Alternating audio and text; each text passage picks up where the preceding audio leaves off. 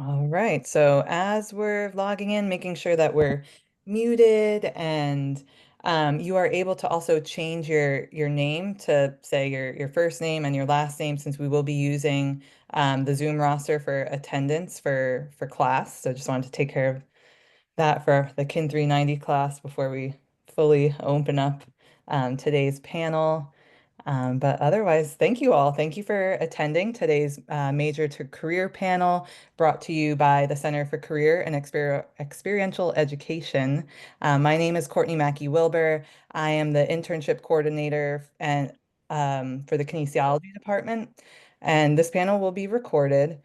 I want to start by just asking each panelist to please introduce yourself, your name, pronouns if you'd like, and current position and title.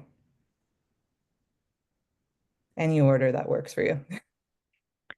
Sure, I'll give it a start. My name is Rachel Sardinia, she, her, and I'm the Public Health and Healthcare Workforce Development Lead over at the Rhode Island Department of Health in Providence.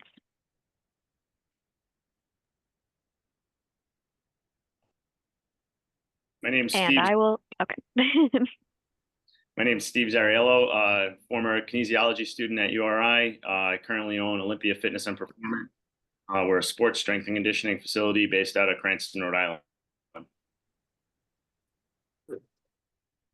My name is Shelly, pronounced she, her. I am currently the lab manager slash research coordinator of the biodynamics lab within the Department of Orthopedic Surgery at University of Pittsburgh. And my name is Dan Massara. I'm also a kinesiology grad at URI. I'm a physical therapist and senior regional director at Pappas OPT Physical Sports and Hand Therapy. We're a private practice outpatient orthopedic company in Rhode Island with about 20 locations right now. That's awesome. So we really have a great variety here this evening. I know I'm excited. Uh, if it's easier for our panel to, I know since we're on Zoom, it's not the same as you sitting, in a row where there's a natural order where you go in. You can kind of keep that as your order, what you just went in, if you remember, as we go on or not. Just a thought. But now let's get to know a little bit more about you. So as URI alumni, if you could tell us your journey from after you graduated. What happened? What was, your first job, or if there was additional schooling involved, and just kind of take us through the steps that brought you from URI to where you are now. Yeah, so to maintain that order, I'll start us off. So yeah, I can't start with when I graduated because I had two internships at the Department of Health before I graduated. My junior year, I spent a summer as intern for the Sexual Orientation and Gender Identity Equity Group, and I helped them plan their sponsorship of Pride here at the department. And then my senior year, specifically for my kinesiology internship for that last semester, I was an intern for the oral health program here at the Department of Health, and I helped work on a nutrition-related grant project that they had an opening for a student to work on. So I had those two internship opportunities, which allowed me to realize I really liked it here and apply for jobs. And I did start working in what is now my current position. It'll be 6 years ago in May. So I've been in the same role. It has really pretty significantly evolved over the 6 years. Probably why I haven't gotten bored yet. I still really love what I do. But I started out in opioid overdose prevention, and then kind of it slowly morphed into overall healthcare, workforce development, and now I run a few different programs kind of all under that umbrella. But then I got my master's in public health at New England Tech, and I'll soon be applying for doctorate in education programs to continue furthering my education. So that's where I'm at.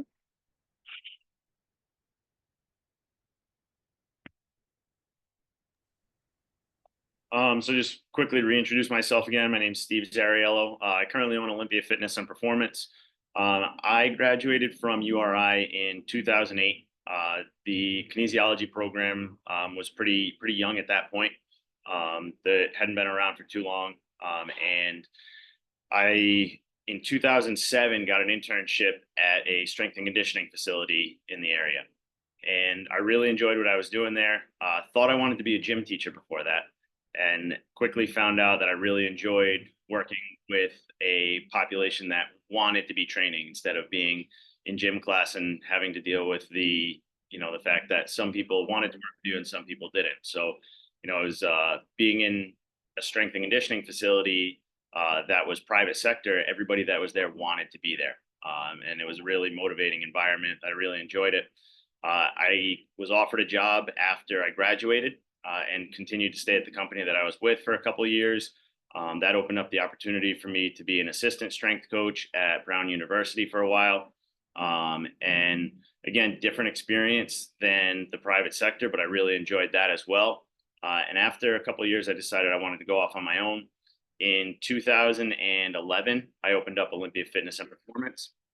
At the time, had a business partner, and that lasted a couple of years, and decided that we needed to break the business apart at a certain point. And the past 10 years or so, I've owned the business individually.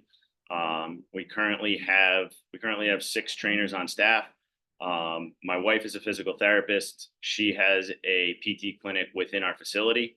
And we also have massage therapy within our facility. So we really have a good team that works well together and is able to really deal with all of the aspects of training that we need for our athletes. And we've really branched out to also working with people who have been in physical therapy and want to continue to work on their health and fitness to prevent future injuries. So that's opened up working with older adults. Our oldest client is 82 years old right now. And a population that we've really started to dig into is golfers. So, we kind of focus on taking the concepts that we use with our athletes and applying them to everybody for their benefit. Again, I'm Shelly. So I graduated URI with my BS in Kin and my BA in Bio in 2021. And then I did the accelerated bachelor's to master's program. So then I graduated with my master's program in exercise science in 2022. Looked for some positions after that, and that's when I landed here at University of Pittsburgh in the biodynamics lab. Not sure how many of you all have taken biomechanics yet, but it's pretty much the movement of the body and how that works. Good intersection of like engineering and movement as well as like orthopedics. And one of the things that's cool about the lab that I work at is we're able to take high-speed X-ray images of individuals while they are doing certain movements. So instead of just getting an X-ray if you have lower back pain while you're standing, we can take images of them while they're lifting, bending, squatting, whatever the movement is, to maybe see if their back's moving in a certain way. That's just one of our examples. But I'm the lab manager and research coordinator here, and I have been since I got my master's. So approaching about 3 years, a little bit around that time. Yeah. Guess that leaves me. So I graduated from the kinesiology program in 2011. Prior to that, I want to say in 2009, my sophomore year, I remember being in a kinesiology class, and there was like a poll of what everybody wanted to do after school, and like 75% of people raised their hand saying physical therapy, or maybe it was less than that, but a big portion. And I realized I didn't really know enough. I said I wanted to do that, but then realized I didn't really know enough about the field. So at that time, I was fortunate enough to get a position as a rehab tech at the same company I'm at now, Pappas. We were very small, had one clinic in Johnston, Rhode Island, and a handful of therapists. But it gave me a really good idea of what the field was like, and get some exposure to physical therapy. And then I graduated in 2011, was fortunate enough to get into the PT program at University of Rhode Island as well, and graduated there in 2014. I worked on and off my schooling, my grad school as a PT tech, and then came on as a physical therapist right after that. And then I worked in our Johnson location as a PT for probably about 3.5 years, and had an opportunity to start as a clinic director in we opened a new clinic in East Greenwich. I was there for about another 2.5, 3 years, and then ended up going back to Johnson, which was our biggest location at the time, to be clinic director. And then as we continued to grow and kind of add therapists and add clinics, had a great opportunity to move into a regional director role. And then over the last, say, 8 to 10 months, I moved into my current role, which is kind of overseeing the whole practice throughout the state. So really been fortunate to have a lot of really great opportunities and kind of see our practice in the field expand throughout the state, and really been able to help. In the end, or in the beginning, my reason for becoming a physical therapist was I wanted to help people, help patients to feel better, move better, function better. And now that, I guess, my reach of the ability to do that expands through these different leadership roles, which has been really fun. All right. Thank you all for sharing sort of an overview of your journey. I know some of you touched on this already, but the next question has to do with, how did you figure out your career path, or the path that you wanted to pursue? Uh, you can maybe, if you already sort of mentioned it, you can take us more on like the internal journey too, of like what kind of self-reflection, introspection maybe helped you. But then also if there were particular experiences or courses or extracurricular activities, internships, mentors, anything that was really instrumental with you identifying like, this is it, this is what I'm doing. Yeah, absolutely. So, similar to what Dan was saying, I also realized at a certain point I was, surrounded by people who all wanted to go into physical therapy, and it seemed like that was kind of the natural next step. But I had never really been interested in physical therapy. I had just gotten really interested in, physical activity and nutrition my senior year of high school, and I was always into science and biology, and it was just something that I felt like I would be really passionate about for, the time that I was in school, and I was right, but physical therapy was not ever really something I thought about. And I tried it. I worked in a PT clinic for a summer as an aide, and it was simply not for me. And that's okay. And I encourage you all to actually go into a PT clinic if that's what you feel like you want to do, go and see what it's like to actually, be there for a day, because that allowed me to find out that it wasn't for me.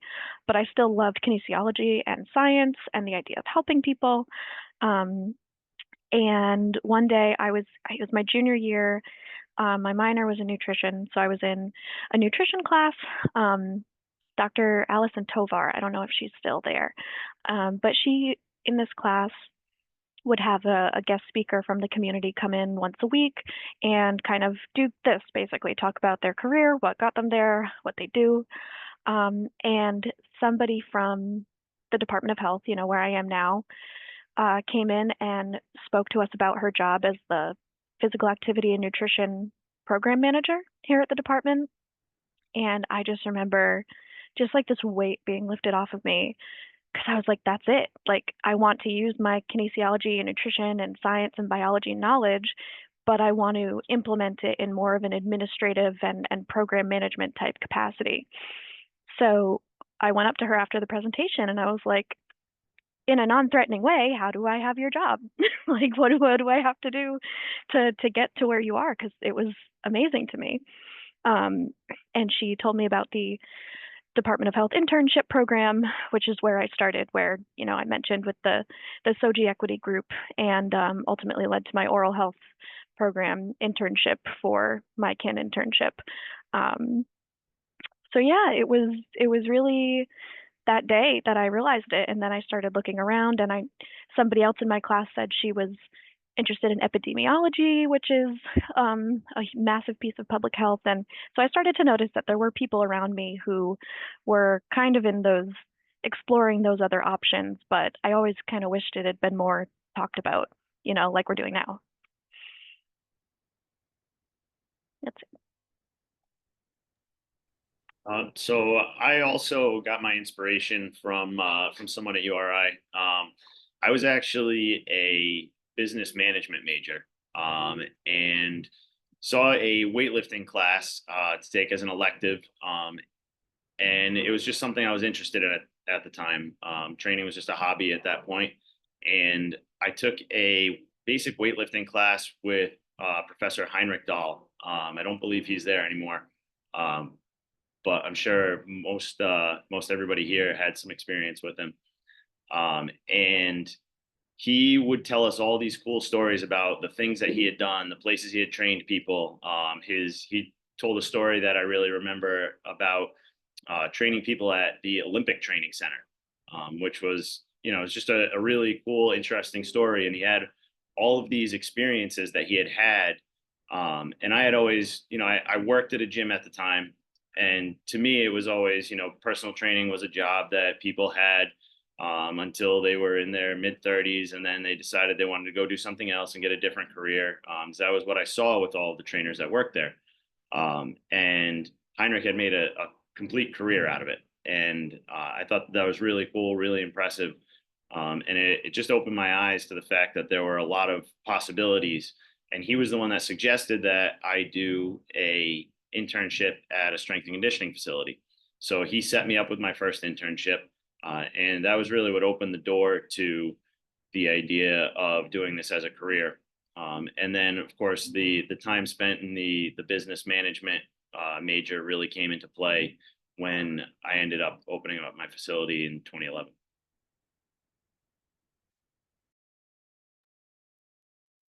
So I was pre-med through all of undergrad, and around my sophomore years when I switched my major to kin, thinking, maybe I want to do PT, keep it as a door open, major in kin.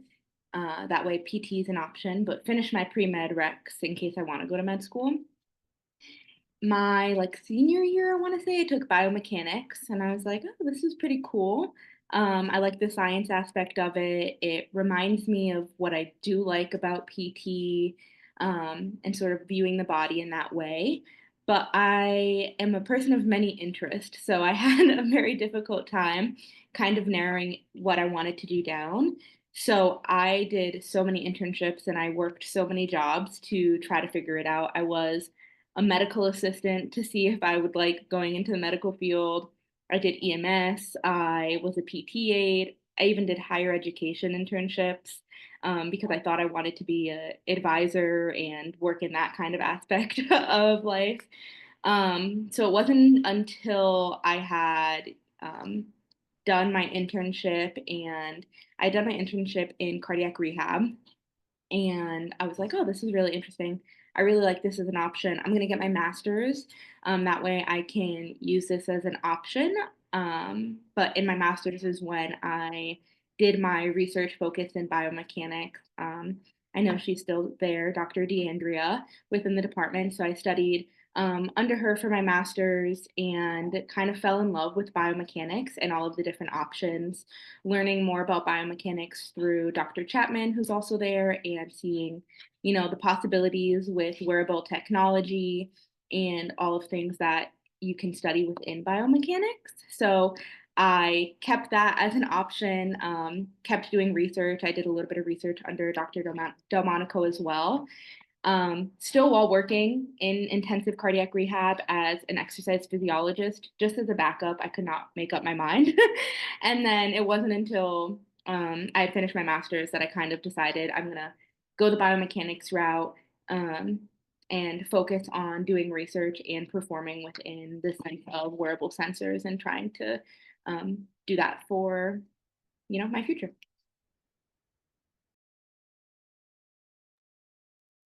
Yeah, and in a similar manner, I started out, my freshman year, I was an engineering major and really loved math, science, physics, especially.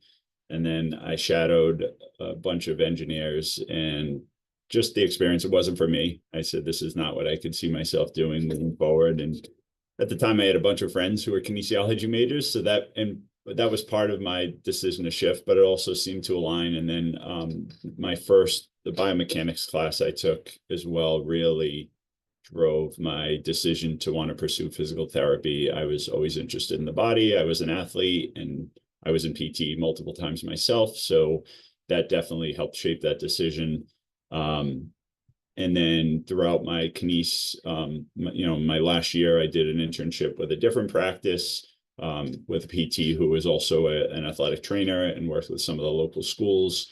And I just loved that experience. So it kind of affirmed my decision to stay in physical therapy and pursue that degree.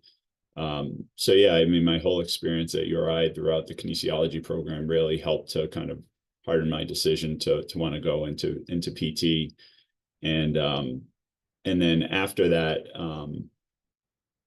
as I started working, I found, and initially I was like really tied to like working with athletes and working with sports and working with that population. And I still love that, but I found that there was such value in being able to help people who maybe weren't as high level, but maybe had been dealing with pain and disability or limitations in function for long periods of time, and being the one that can help empower them and help them kind of fix themselves, quote unquote.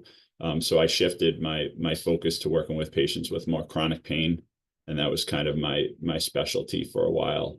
And still is a huge passion of mine. But like I said, it was all kind of shaped by my experiences in the URI Kines program, and especially with biomechanics. Nice. Okay. So some threads of connection that I was getting are like keep your options open, explore all different areas, and even learning that you don't like something is just as important, to sort of say, okay, I tried that. That's not it. Um, Mentors and people also sounded very important in your story. So beyond just like the courses, but stepping outside of your comfort zone and actually like introducing yourself to a guest speaker, asking questions, getting to know your professors a little better instead of just showing up to class and leaving, because that's where the magic happens. At least that's where I heard the magic happening in your story. So just wanted to kind of reiterate those little nuggets of wisdom that you guys dropped. Um, Next question is, and this is perfect because you're each in a different area. So can you describe what a typical workday looks like for your role? What do you find most rewarding and most challenging in your current role? Yeah, so this might not be a popular answer, but I will say like emails and meetings are a pretty big part of what I do. And I know a lot of folks in kinesiology are in kinesiology because they want to be moving and, out and about and, which I totally understand. But it is a lot of emails and meetings, but that's something that speaks to me and I feel very comfortable doing. And I thrive when I feel very organized and very accomplished. And when I feel like I'm being a good communicator, and I'm moving projects and tasks and work along. So that works for me. Um, right now, especially my daily work looks like a lot of grant writing and grant management. I have 4 grants due this month, so um, and I'll elaborate on that a little further in one of these other questions. But that's a big part of my life here. Um, Budget development and budget management, and purchasing, and also ensuring, like I said, that we're moving things along, and also conducting continuous quality improvement and evaluating our programs during and after they are completed, so we can collect data and provide evidence as to how our programs worked, and to prove that they worked as intended, or maybe to show how they didn't work as intended and how we're going to change in the future. I also do some training course development, which is fun. I do like taking PowerPoint slides and making them like interactive and adding voiceovers, and creating like high quality training opportunities for the department and our partners. So that's a fun kind of more like creative aspect that I get to work on. I'd say something that's super rewarding is I still definitely feel like I make an impact on people's lives, not in like a one-on-one way where I'm like working with patients, but I one of my programs is called the Rhode Island Welcome Back Center, and we help internationally educated health professionals to improve their English and become licensed here in Rhode Island to practice or to pursue an alternative career pathway that they're interested in. And oftentimes these are folks who came here, they don't have a lot of money, they're not working in the healthcare field here because they just needed to hit the ground running and make money to support themselves and their family.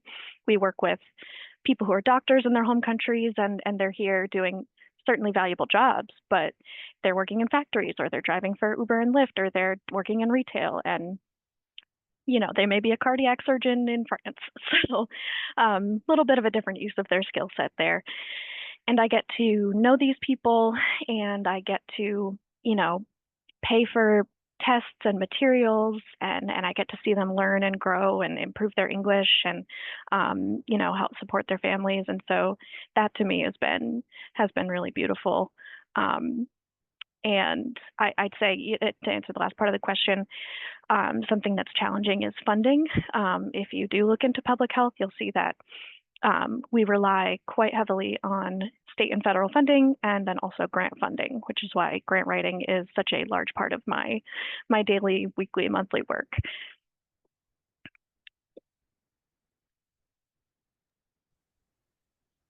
So a typical day for me starts pretty early.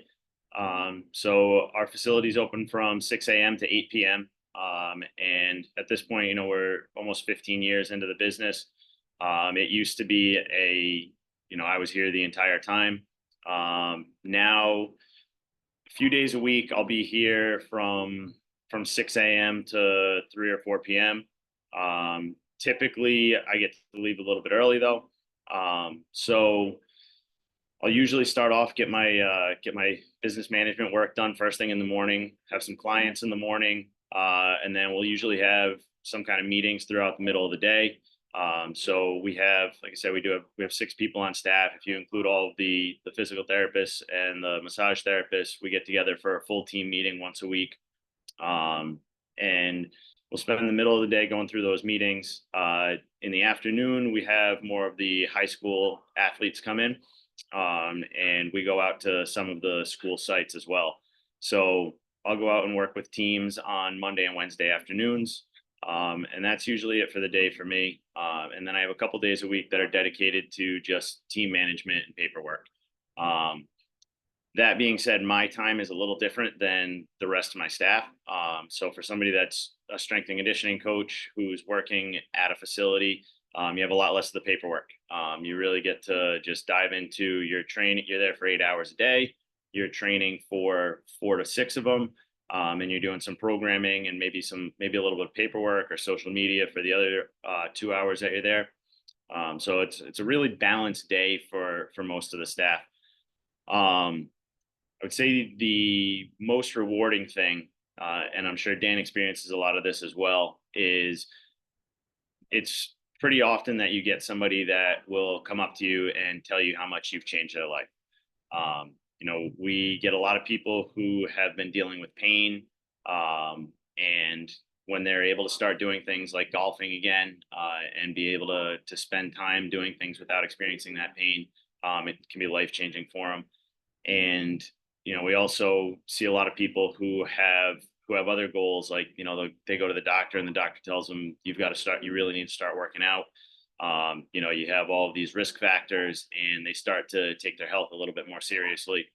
And when they start achieving their goals, they start to make note of it, and they're the first ones to tell you how much it's helped them. With the younger athletes, you don't get that so much, but you more so get an understanding of when they're really buying in and seeing how important it is for them. And a lot of times the thanks from them will actually come from their parents, where their parents will tell you, Joey wasn't going to make varsity. And because of what you guys did with him, he actually became captain by the time he was a senior. And it literally changed the trajectory of his life. So Those are the really rewarding things that we enjoy the most. The most challenging things personally in my role right now are just managing a team through growth. This is something that I think anybody who owns any kind of business or is in any kind of supervisory role, or a managerial role in any business starts to see. And it really becomes about managing personalities, and trying to keep everybody happy, but at the same time try to achieve everything that you need to and get the most out of everybody utilizing their strengths.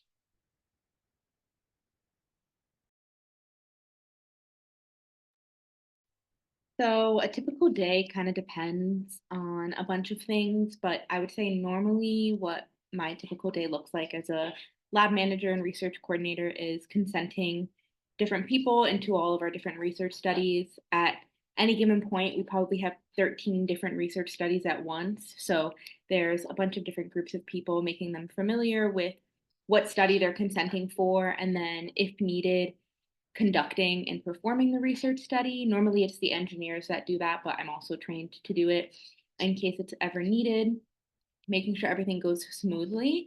And then in addition to all of that, managing any of the logistics that go behind it. So making any changes to the studies if needed, making sure that we're all up to date, creating any new study protocols, and making sure that the lab is running smoothly, whether that means, training people coming in or answering any questions as they come up.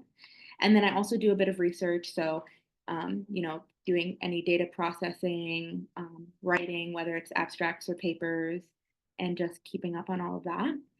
I would say the most rewarding part for me has been being able to add to new medical research. So our research focuses on orthopedics, like pre and post operations and rehab and like athletes. So being able to be part of a team that is producing some pretty cool research and that, will potentially change how, surgeons do their job is pretty fun. And then some challenging aspects of it is coming from a kinesiology background and not an engineering background will have its difficulties sometimes just with the like mathematics part of it and the coding part of it, but finding a way around that. And then we're funding based in research, so having to manage all of the changes in funding and having to kind of do a workaround with that. And, in a research lab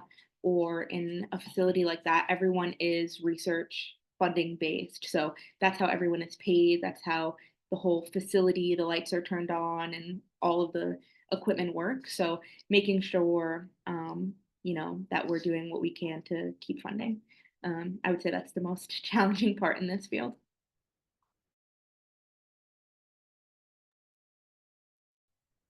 So similar to what others have said, my typical workday has evolved pretty dramatically while wearing different hats in our company. As a physical therapist, my workday was seeing patients all day, 8 hours a day or 40 hours a week, and then documenting, which I loved.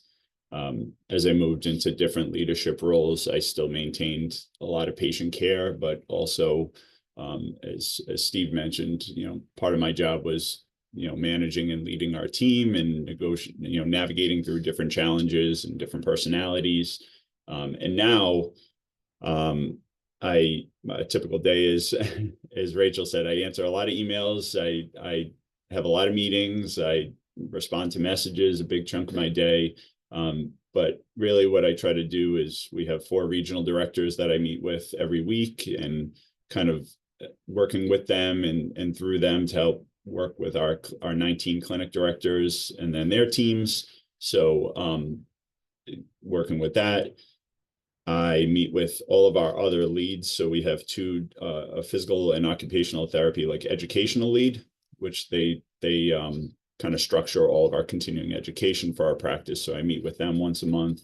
And then I lead our like senior leadership meetings as well, where we kind of try to zoom out, take a 30,000-foot view of just where our practice is heading and review our strategic plan. So I kind of function day to day, week to week, more on like the business development aspect of our practice now. I also historically have played a big role in like mentorship. So I was our like residency director and mentor for all of our new grads that came in and would start like an orthopedic residency. And now I work with the people that work with those residency mentors. So I still kind of play a role in that. What I find most rewarding is kind of similar to what I said before, is being able to expand my reach to help patients. Because in the end, or in the beginning, that's kind of what I wanted to do. Why I wanted to be a physical therapist is help people. Now I have a few patients that I still see, but I'm doing less patient care.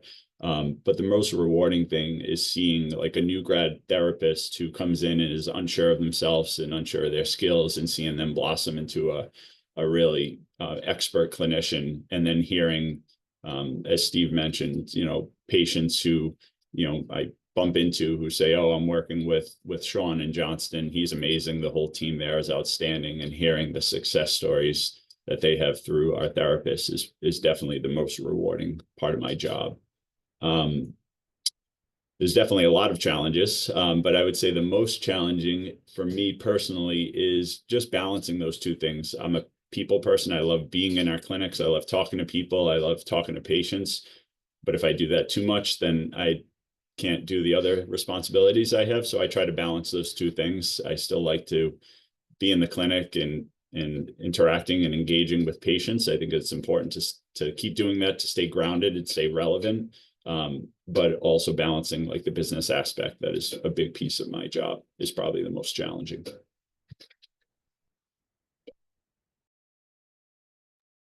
All right, thank you. Time is flying. So I'm going to combine two of the questions just to keep this going, because they're both related to sort of like advice for the students. So are there any specific skills, experiences, or certifications that can make students more competitive for a position within your field? So that's part one. And then part two is speaking more generally to the students on this call, is what's something you wish you knew before graduating college, or advice that you have for students looking to enter the workforce soon. So one is speaking more toward the students really pursuing your area, and then the one is just in general for anyone. Yeah, so specific skills that are really important in public health. Public health is so broad. You can really have any sort of subject matter expertise and come into public health and be able to apply it. But I'd say, just generally speaking, grant writing is huge. And grant writing, at the end of the day, it's essentially a combination of persuasive writing ability, your ability to critically analyze a grant opportunity and align your goals with the goals of the grantor.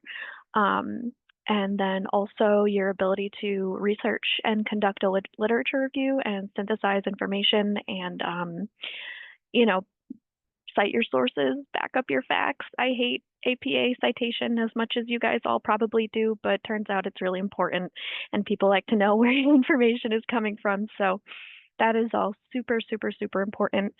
And I think what I've realized after a few years, and maybe this is kind of, what I wish I knew before I graduated, is that like at the end of the day, in public health, I've found that communication is like number one.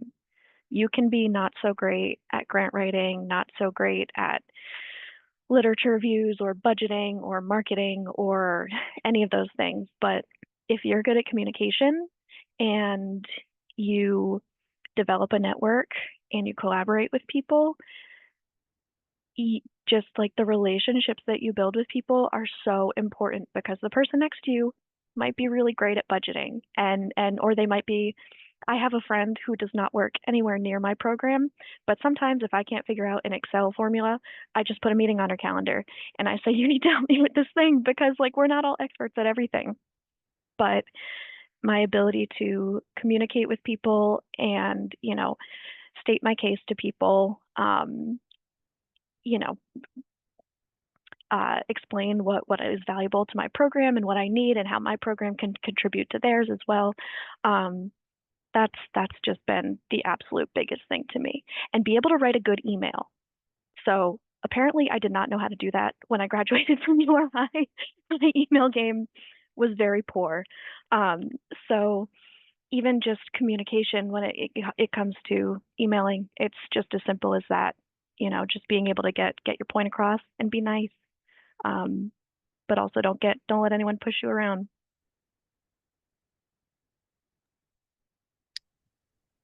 So I think I'm going to end up reiterating a couple of those points. But in our field, getting your CSCS is huge. And I believe URI has a class now where you can sit for your CSCS. Is that correct, Courtney? Yeah, they still need to like pay for it, I believe, but yes, it's meant to prepare them for their CSCS.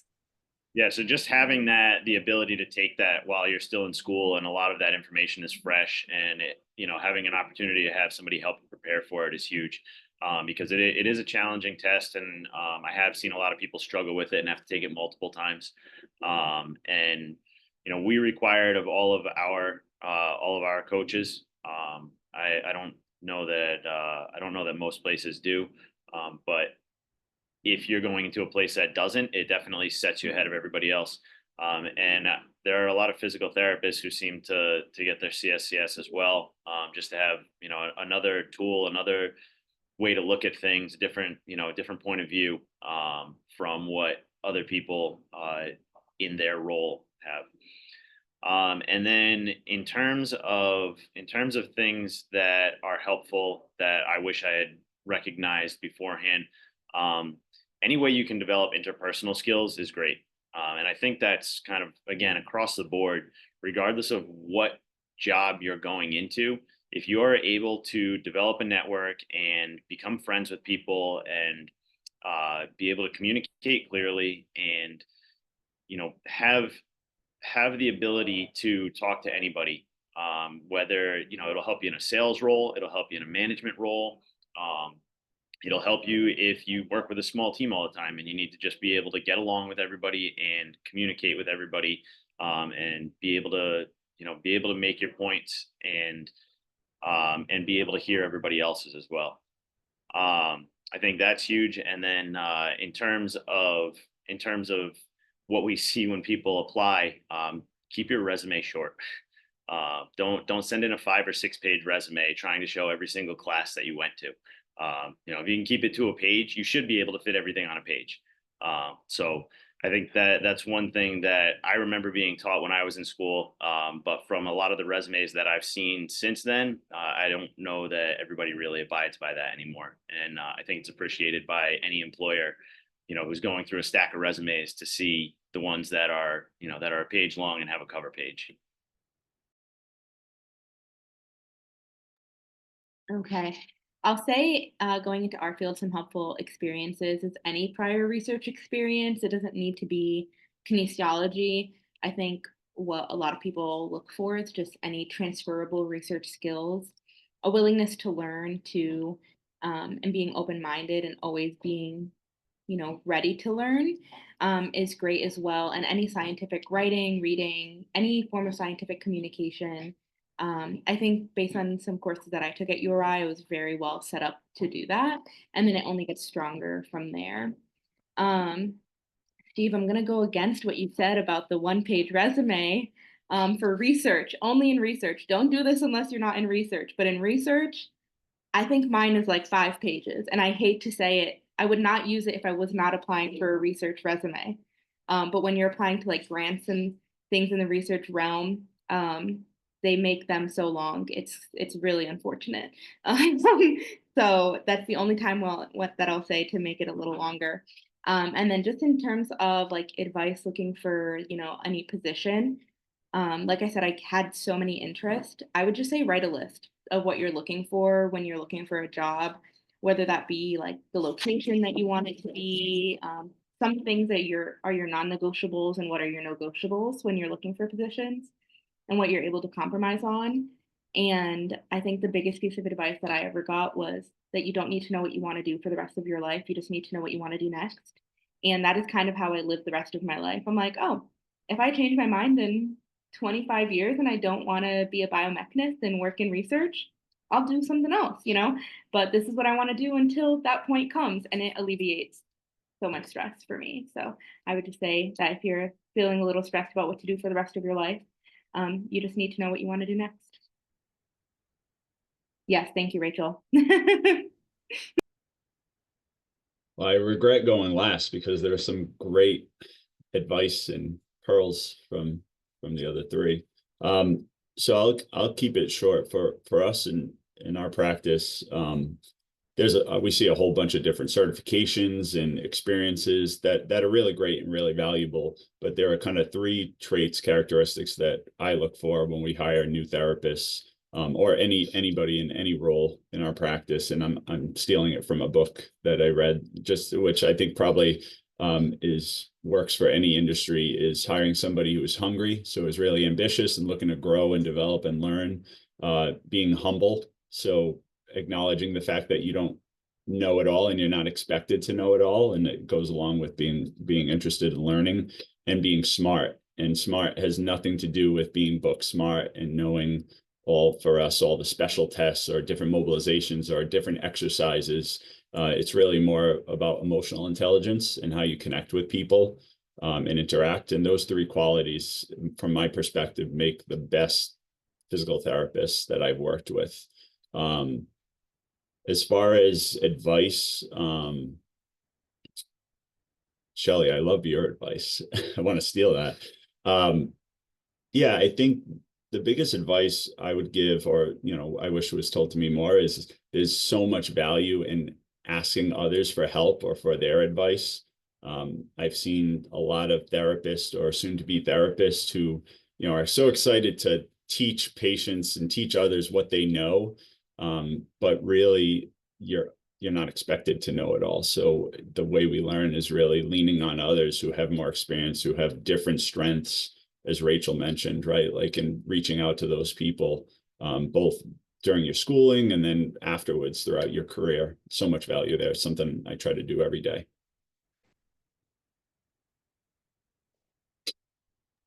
Nice. And I think so.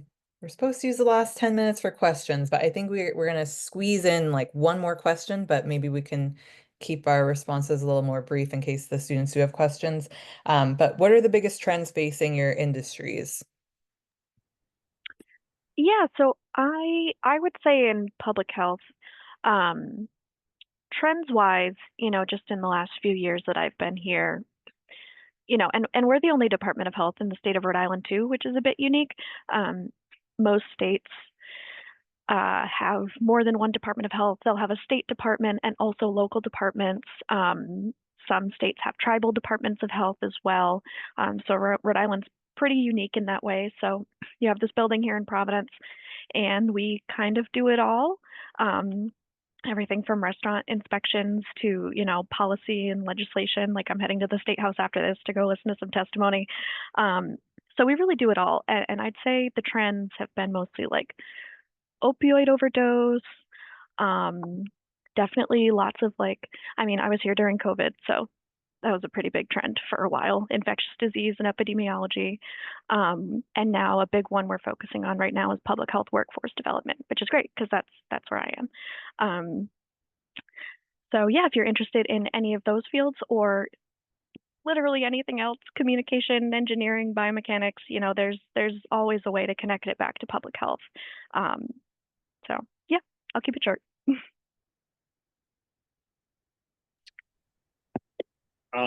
I think that one of the biggest trends that we're seeing in strength and conditioning, and I think in fitness as well, is for better or for worse, the implementation of social media as a place for people to learn.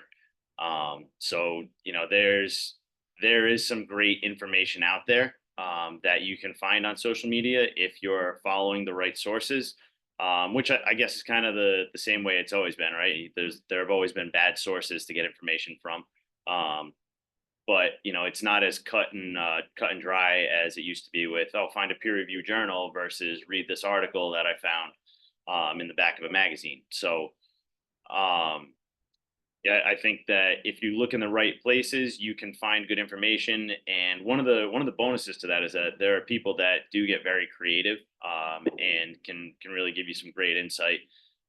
There are also plenty of people out there who have really bad advice, and they have a good way of presenting it though, and too many people latch onto it. So I guess going with that, be selective about where you're getting your information. Make sure that the people that you're getting your information from are legitimate and you know are in a position where they should be giving that advice.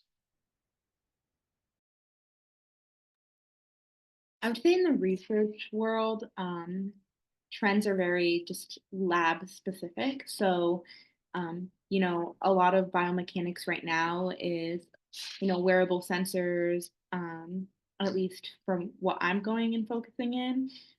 But it really does just depend, I think, as well, what you want to be focused in, whether that is, wearable sensors or exercises, medicine, or rehabilitation, or you know, any of those worlds. You just find a lab, and once you're in a lab, that they tend to not switch it around from there, from my experience. So, yeah. I would say in the PT realm, there's been a whole lot of trends. Dry needling is a big one. Blood flow restriction therapy. There's all sorts of different treatment options they come and go, and different fads within our industry. I think what's really top of mind right now is physical therapists being kind of like entry level or entry point providers, meaning having the ability. We see a lot of patients direct access, meaning they don't see their physician first, they come directly to us. So I think more important than any of those fads or trends, which are all, some of them have a lot of value in our field, is being really good at evaluating patients and being very thorough and being able to identify when somebody does belong in physical therapy versus when somebody really belongs somewhere else first, or maybe somewhere else entirely. URI PT program does an excellent job preparing you for that, but then you learn a lot more skills post professionally to get really good at that. Nice. We made it. But now I'd like to open up the floor for any questions that students might have. You can write them in the chat or unmute yourself and speak them.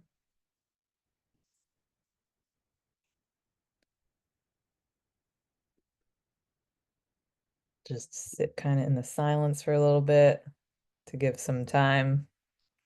You guys did provide a lot of information. I'd be happy to share the link to our internship application page if that's Yes, something anyone wants to please. explore. Yeah, Great, I'll put that in the chat.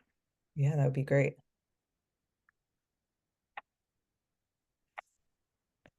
And we have a question. Oh, two questions. Okay. Do they plan to advance their careers at all in the future? Feel free, you don't have to all answer it, but feel free to popcorn respond to that. Like, is there something else? And that actually was one of the questions we could have asked, like, where does your job fit in your overall career trajectory? Like, are you staying put? What are you thinking? Yeah, for me, I would say that although there are opportunities where I could just use my master's within this field, I see myself wanting to go into industry, whether that means working for a sports team or working for a company like Nike or Reeboks or Apple, or something of that nature. So I will be going back to get my PhD in exercise science and study, biomechanics and wearable sensors. So it's definitely a possibility. If you're like, that sounds awful to me, you can do without. But for me, I think where I see myself in the future was the next step for me. I'm on the same wavelength as Shelley. I think I mentioned it in the beginning. I'm going to be pursuing my doctorate in education because it's more like leadership, organizational change, and policy based, and that's all what I do very administratively here at the department. But again, if that sounds awful to you, like it's certainly not a requirement, but I would say if you are interested in public health, your master's in public health is definitely becoming more and more of a desirable, credential to have. So, but also still not like required for entry level jobs, but just something to consider. Yeah, I would say that for me, it's just continued growth of the business. Your role is completely changing as a business owner, and when you start off in the beginning, you're wearing all the hats, and you start to work your way out of the day to day, and start to work on the business more than in the business over time, and eventually I'd like to have multiple facilities, and start working towards that goal. And I'm sure the role then will be much different than it is managing the team that we have right here now. Yeah, and I'll say similar. I'm actually relatively new in my role now, so I'm still very much getting used to that as it evolves. And my goal is to continue to kind of grow our practice and start to extend into Massachusetts and Connecticut. Nice. All right. And then I see one other question for Steve, particularly. What was the biggest challenge when getting your business started? Maybe aside from finances. I think I think the biggest thing is just not knowing anything about starting a business. Everybody that starts a business gets into it because they're good at the thing that they do. But the thing that you do is not running a business. They're two completely different things. And to be honest, a lot of my learning early on was just how do I get better at being a strength coach? And that's completely morphed to I spend a lot more time studying how to grow a business now, how to manage people, how to lead people, how to market. So just you're wearing all those hats in the beginning. You start to change which ones you're wearing, and as you do that, you need to start learning more about the areas that you're starting to break into, and have to spend more time on. And I'd Nice. like to point out that all of that goes back to communication too. At the end of the day, leadership, marketing, management, it's all basically taking the word communication and, moving it around a little bit. And so just if there's any kind of like take home, that's what always surprises me still, even at the end of the day, is that communication is like the big one. Yeah, and like communicating with people, understanding people in the age of technology, I think that can be a challenging skill to cultivate. So I'm glad you mentioned that again. Well, okay, we're past 5 o'clock, so I think we can officially like close this panel. But if anyone wants to hang around, feel free. Otherwise, thank you so much to our panelists. I know, where is it? Oh, okay, yeah, Shelly had to leave and she left her email address if anyone has further questions for her that they just thought of. I don't know if the other panelists, if you want to drop your email addresses in too, that would be great, just in case students come up with additional questions since we're pressed for time. But otherwise, to our participants, thank you for coming. And thank you again to our panelists. Have a great evening. Thanks for having Thank us. you so much. Yeah. Appreciate it. Thank you. Thank you. Now we're going to see them all mass exit leave. Thank you so much, you guys. Appreciate it. Yeah, of course. Do you need us to stay on at all to debrief We or? suppose we can let you have an evening now, right? I mean, Yeah. Oh, thank you. done all the like I chores. like I said, Thank I'm you heading so over. much. No, that was great. You Yeah. guys managed to get so much information across in just 1 hour, so thank you. Thank you very And much if for being anyone with is us. Yeah. interested, we're gonna save the panel. So if you want to watch yourself again later, we'll try Oh, to email yeah. you. My Your favorite favorite thing thing to to do. do. All right, Not a perfect. chance. I'm going to Thank immediately you. forget this happened. I know, I saw Kin 524 in there. I think is Yeah, that Christy's grad class? Were we just on the big projector screen in her I room have with no them sitting idea. I there? wondered. I have Enough Yeah. of no that. idea. Best not to know, right? Exactly. All right. Thank you so much, you guys. Have a good night. Thanks, you You too. too. Thanks. This is great. Bye. I'm just gonna hang in case like any of my I students was have a question or just, something. yeah, and I was just Yeah. gonna say, I'm gonna stop recording.